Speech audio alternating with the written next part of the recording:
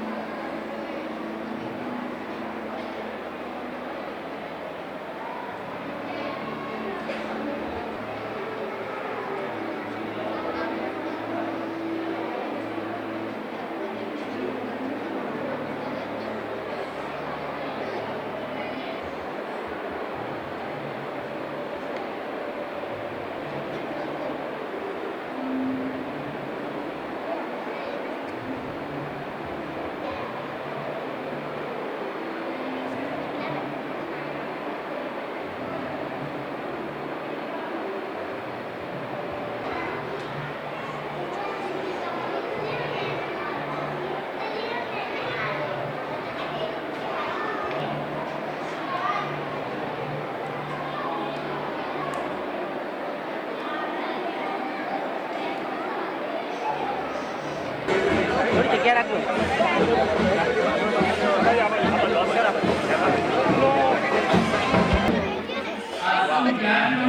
શું નામ છે તારું બેટા?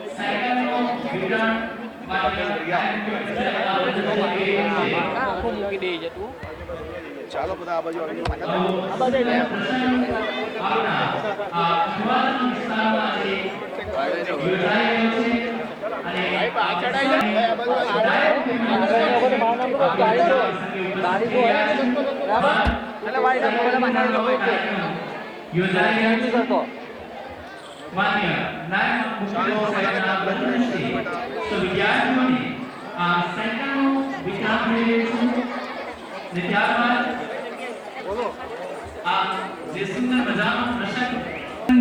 તકતીના અનાવરણ માટે હું સૌ મહેમાનો આ સારાના તકતીનું અનાવરણ થઈ રહ્યું છે, જેના આપણે પછી સૌ સાક્ષી રહ્યા છે.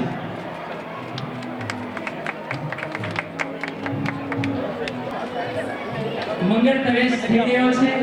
ખૂબ આનંદની ઘડી અને આવું સુંદર મજાનું સ્મારક જ્યારે આપણે રાષ્ટ્ર ભગવાન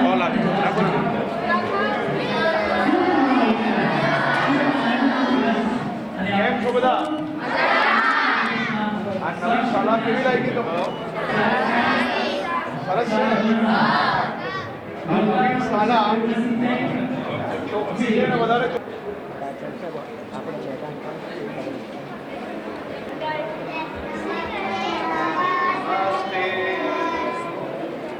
આ કયું ધોરણ છે બધા માટે? બીજું ધોરણ. બધા આવો છો દરરોજ ભણવા? કોને કોને કંટાળો આવે છે?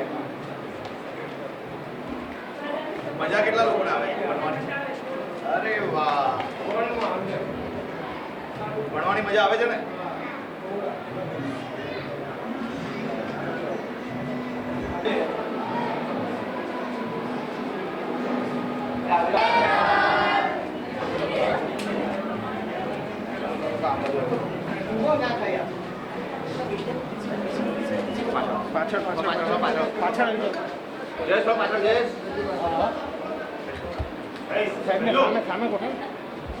કયા સ્ટેન્ડર્ડમાં છો બધા? ભાઈ તમે લોકો બધા એક બાજુ આવી જાઓ, મહેરબાની કરી.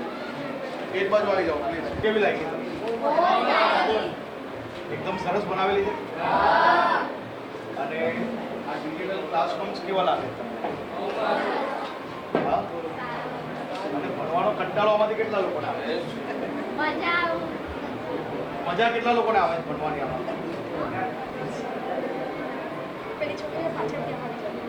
કઈ વાત?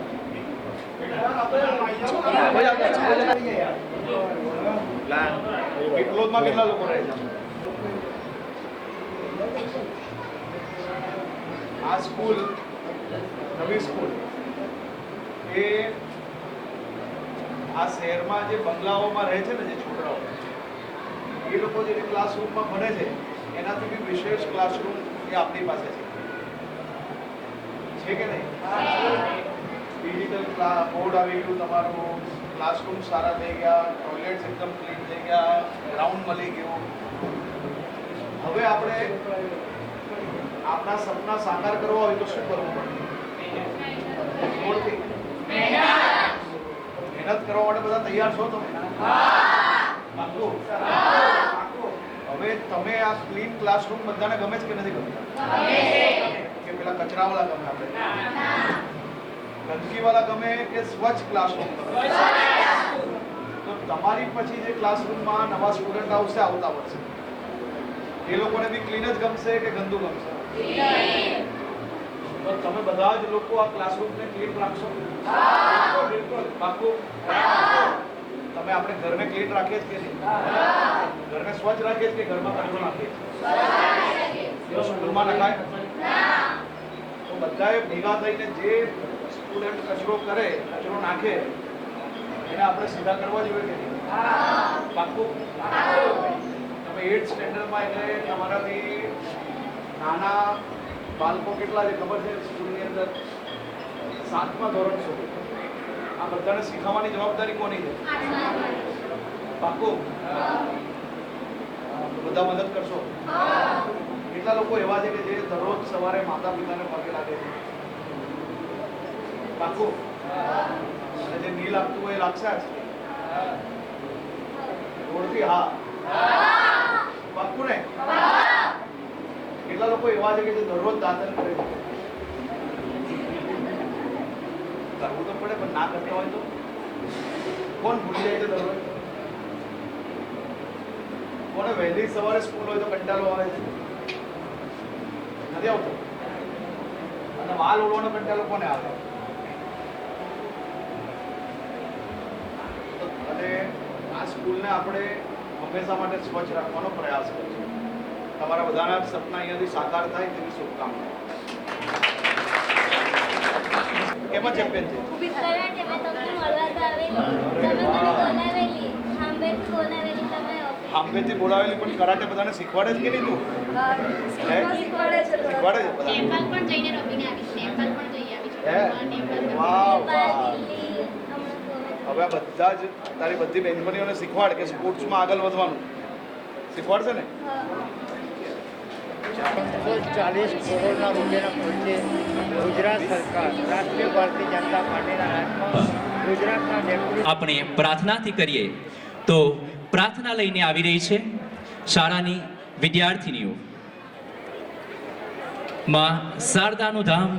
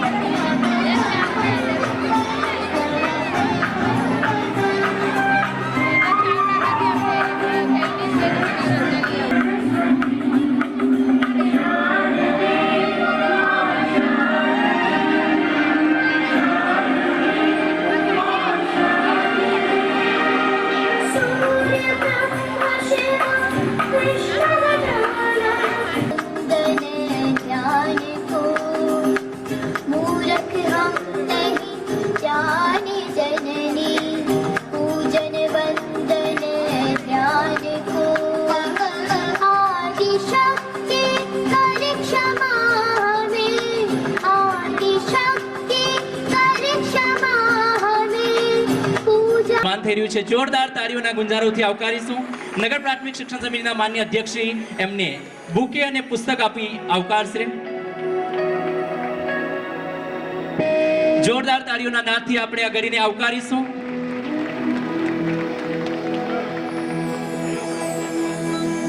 આ કાર્યક્રમમાં સુરત મહાનગરપાલિકાના માન્ય કમિશનર શ્રી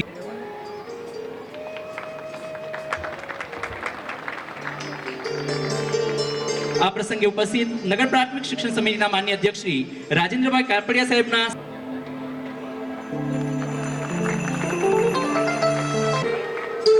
આ પ્રસંગે ઉપસ્થિત સુરત મહાનગરપાલિકા ડેપ્યુટી કમિશનર શ્રી દિનેશ ગુરવ સાહેબના સન્માન માટે હું વિનંતી કરીશ. શાસનાધિકારી શ્રી મેહુલભાઈ પટેલ સાહેબ આપશ્રીને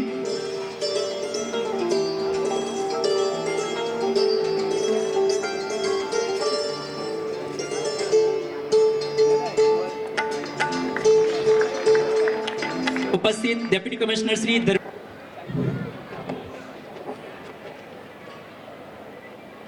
નગર પ્રાથમિક શિક્ષણ સમિતિ સુરત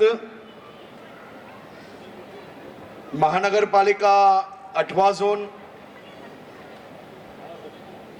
અને ખાસ કરીને સુરત શહેરના આ વિસ્તારના સૌ નગરસેવકો આ બધાના જ સંયુક્ત પ્રયાસથી આજે આ વિસ્તારના વિદ્યાર્થીઓ માટે ખૂબ જ અત્યાધુનિક વ્યવસ્થાઓ જોડે એક નવી શાળા એનું લોકાર્પણ થયું છે અને આ લોકાર્પણ પ્રસંગે આપની સૌની વચ્ચે ઉપસ્થિત નગરપાલિકા શિક્ષણ સમિતિના chairman Shri Rajendrabhai Kapadia, municipal commissioner Shri Nagarajanji, Shri Dinesh Gurav, Shri Dharmeshbhai Mistry, અહીં ઉપસ્થિત સૌ આ વિસ્તારના નાગરિકો, આજે આ વિસ્તારના બાળકો માટે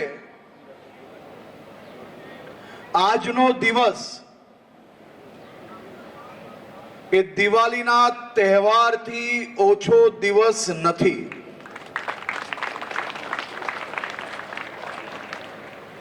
આજના દિવસે અહીં ભણતર પ્રાપ્ત કરતા સૌ વિદ્યાર્થીઓના સપના સાકાર કરવા માટે આપણી ભૂપેન્દ્રભાઈ પટેલની સરકાર દ્વારા આ નવી સ્કૂલની ઇમારતનું લોકાર્પણ નથી કરવામાં આવ્યું. આ સ્કૂલ એ અહીં ભણતા અસંખ્ય વિદ્યાર્થીઓ માટે કેવલ ઇમારત નહીં પરંતુ એમનું સપના સાકાર કરવા માટેનું મંદિર બન્યું છે. આજે અહીં કેટલા વાલી એવા છે કે જેમના પોતાના બાળકો આ સ્કૂલમાં ભણે છે? કોઈ વાલી એવા છે કે જેમના પોતાના બાળકો ભણતા હોય સ્કૂલમાં? અરે વાહ!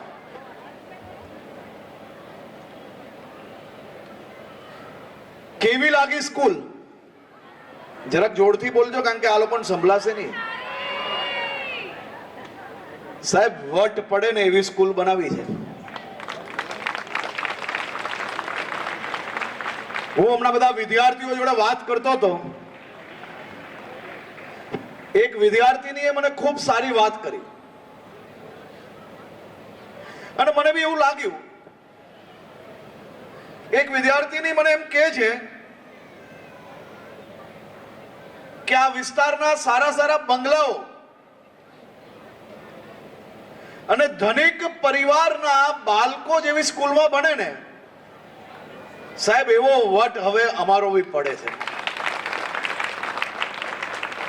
મેં બીજી ક્લાસમાં જઈને પાછું પૂછ્યું કે બીજા બાળકોને બી આવું લાગે છે કે નહીં? તો ત્યારે મેં બીજી ક્લાસની અંદર જ્યારે બાળકોને પૂછ્યું ત્યારે બાળકોને બી આજ મહેસૂસ થયું. એનો આનંદ ખરેખર ખૂબ મળ્યો. તો કલ્પના કરો કે સામાન્ય રીતે સરકારી શાળા એટલે આપણા સૌના મનની અંદર શું આવે? પહેલા કે મધ્યમ પરિવારના બાળકો જેમાં ભણે એને સરકારી શાળા કહેવાય. આ બધી કલ્પનાઓને ખરેખર એમ કહેવાય કે રિવોલ્યુશન લાવ્યું હોય ને તો એ આપણી રાજ્ય સરકાર અને મહાનગરપાલિકાની આપણી નગરપાલિકા શિક્ષણ સમિતિ દ્વારા લાવવામાં આવ્યું. અહીંયા બેઠેલા કદાચ અનેક લોકોને અંદાજો નહીં હશે. છેલ્લા 5 વર્ષમાં 50,000 થી વધારે પરિવારોએ એમના બાળકોને પ્રાઇવેટ સ્કૂલમાંથી ઉઠાવીને આપણી આ રાજ્ય સરકારની સ્કૂલોમાં પ્રવેશ અપાવ્યો છે.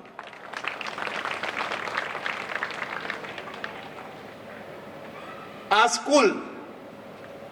સ્કૂલનું ગાર્ડન આપણે જોયું, ગાર્ડન જોડે જોડે રમવાની રમત ગમત માટેની મેદાનની વ્યવસ્થા, આવી અદ્ભુત વ્યવસ્થાઓ કદાચ તમે લાખ 2 લાખ રૂપિયા ફીસ ભરતા હો ને એ સ્કૂલમાં બી ના હોય એવી નગરપાલિકા પ્રાથમિક શિક્ષણ સમિતિની આપણી શાળા નંબર 3 ની અંદર આ વ્યવસ્થાઓ ઊભી કરવામાં આવી છે. સ્માર્ટ બોર્ડના નામે આપણે આપણા બાળકોની લાખ રૂપિયાની ફીસની સ્કૂલમાં મૂકતા હોઈએ છીએ,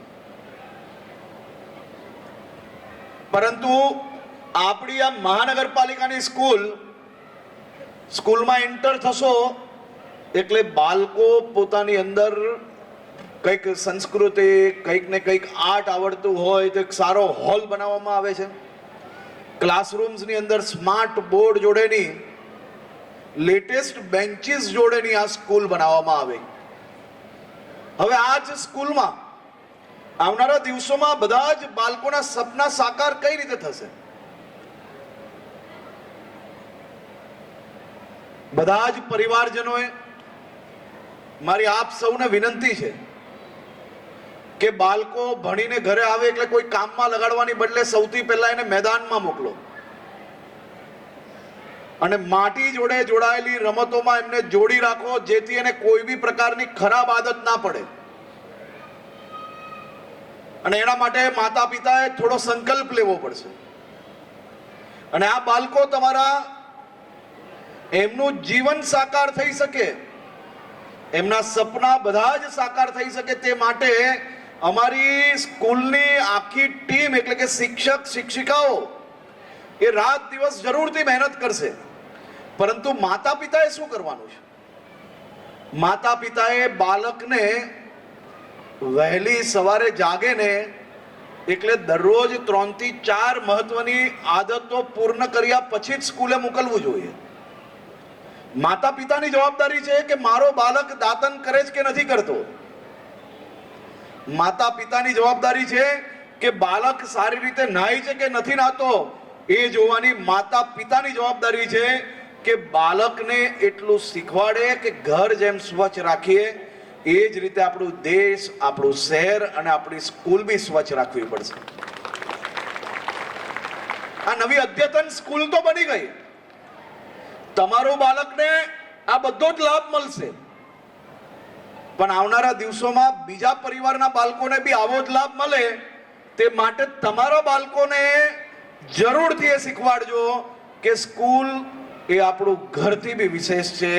એ સ્કૂલને ગંદી થતી રોકવી જોઈએ અને ગંદકી આપણે ક્યારેય કરવી ના જોઈએ. જો આટલી વસ્તુ તમે પ્રયાસ કરશો ને તો 25 વર્ષ પછી બી આ સ્કૂલ આવી જ લાગશે અને બીજા બી હજારો પરિવારના બાળકોને આનો લાભ મળશે. આજે હું નગરપાલિકા શિક્ષણ સમિતિના બધા જ સભ્યોને અભિનંદન આપવા આવ્યો છું. દેશમાં એક માત્ર આપણી આ ભારતીય જનતા પાર્ટીની શાસનવાળી મહાનગરપાલિકા છે કે જે મહાનગરપાલિકા દ્વારા ચાલતી આ નગર પ્રાથમિક શિક્ષણ સમિતિમાં સૌથી વધુ ભાષાઓમાં બાળકોને શીખવાડવામાં આવે છે, ભણતર આપવામાં આવે છે. આખા દેશમાં આપણાથી મોટા અનેક શહેરો છે, આપણાથી બી વધારે અનેક રાજ્યના લોકો અલગ અલગ શહેરોમાં વસે છે, પરંતુ આપણું સુરત એકમાત્ર એવું શહેર છે કે જ્યાં નગરપાલિકા શિક્ષણ સમિતિ દ્વારા એક નહીં પરંતુ અનેક ભાષાઓમાં આ વિદ્યાર્થીઓને શિક્ષણ પૂરું પાડવામાં આવે છે. દેશના કોઈ બી રાજ્યમાં, કોઈ બી શહેરમાં આપણી બરોબરીની આટલી વધુ સંખ્યામાં ભાષાઓમાં શિક્ષણ આપવામાં નથી આવતું. હું એટલા માટે તમને સૌ સભ્યોને અભિનંદન આપું છું. અને એની જોડે જોડે આ વર્ષે 250 કરોડ રૂપિયાથી વધારાના કામો મંજૂર કરવામાં આવ્યા. નગરપાલિકા શિક્ષણ સમિતિનું 1100 કરોડ રૂપિયાનું બજેટ અને ખાસ કરીને આવનારા 6 મહિનામાં 125 કરોડ રૂપિયાના પ્રોજેક્ટો આ શહેરના પરિવારોને એમના બાળકોના શિક્ષણ માટે લોકાર્પણ કરવામાં આવી રહ્યા છે અને એના થકી આ જ પ્રકારની વ્યવસ્થાઓ સુરત શહેરના બધે જ ખૂણે મળશે. આ દેશમાં વાતો બધા જ કરશે,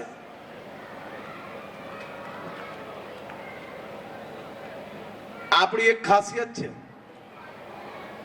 કે આપણે આપણું બજેટ એ પરિવાર અને બાળકોના હિતમાં અને એનું ભવિષ્ય ઉજ્જવલ બને તે દિશામાં ખર્ચીએ છીએ. એક માતા પિતા એના પરિવારના વડીલો જ્યારે બાળકને સરકારી સ્કૂલમાં મૂકે છે ને ત્યારે એ પરિવાર આપણા ઉપર સૌથી વધુ વિશ્વાસ મૂકીને એમના બાળકને આપને સોંપે છે. અને આપણી આ નગરપાલિકા શિક્ષણ સમિતિ દ્વારા શું કરવામાં આવે છે?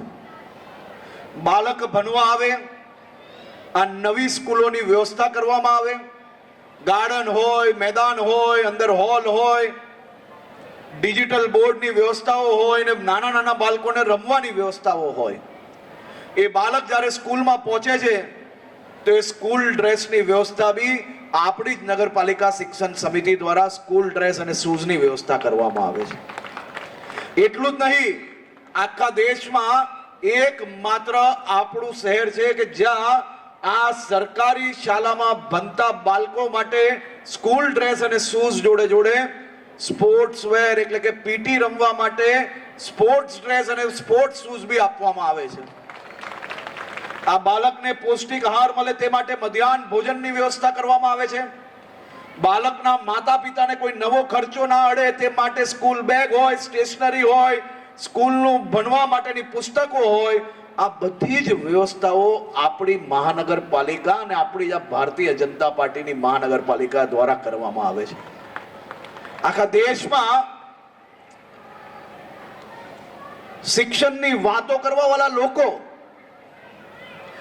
આ શિક્ષણ સમિતિના ખર્ચ એ બીજા રાજ્યોમાં પોતાના ફોટો જોડે એડવર્ટાઇઝમેન્ટમાં ખર્ચે છે અને આપણે લોકોએ આ ખર્ચ એ બાળકોને વધારાના સ્પોર્ટ્સ વેર મળે, સ્પોર્ટ્સ શૂઝ મળે, એને વધુ સારું ભોજન મળે, એને વધુ સારું ભણતર મળે તે દિશામાં આપણે લોકો ખર્ચો કરીએ છીએ. આપણો આ ફરક છે સાહેબ. અને આપ સૌ લોકો આ દિશામાં જરૂરથી વધુમાં વધુ સારી કામગીરી કરશો તેવો મને 100% વિશ્વાસ છે. અનેક સામાજિક સંસ્થાઓ એ સુરત મહાનગરપાલિકાની આ અનેક શાળાઓ જોડે જોડાયેલા છે. આ સામાજિક સંસ્થાઓ દ્વારા પોતાનું કામ છોડીને, પોતાનું સમયદાન કરીને આ બાળકોનું ભવિષ્ય ઉજ્જવલ થાય તે માટે કામગીરી કરી રહ્યા છે. સુરત શહેરમાં આવી બધી જ સામાજિક સંસ્થાઓનો ખૂબ ખૂબ આભાર માનું છું. આ સૌ લોકો જેને કોઈ દિવસ પોતાના ઘરમાં પોતાનું પાણીનું ગ્લાસ ના ભર્યું હોય એ આ બાળકો માટે જે કામગીરી કરી રહ્યા છે ને તેનો આપણે કલ્પના બી ના હોય ને એવી કામગીરી આ લોકો કરી રહ્યા છે.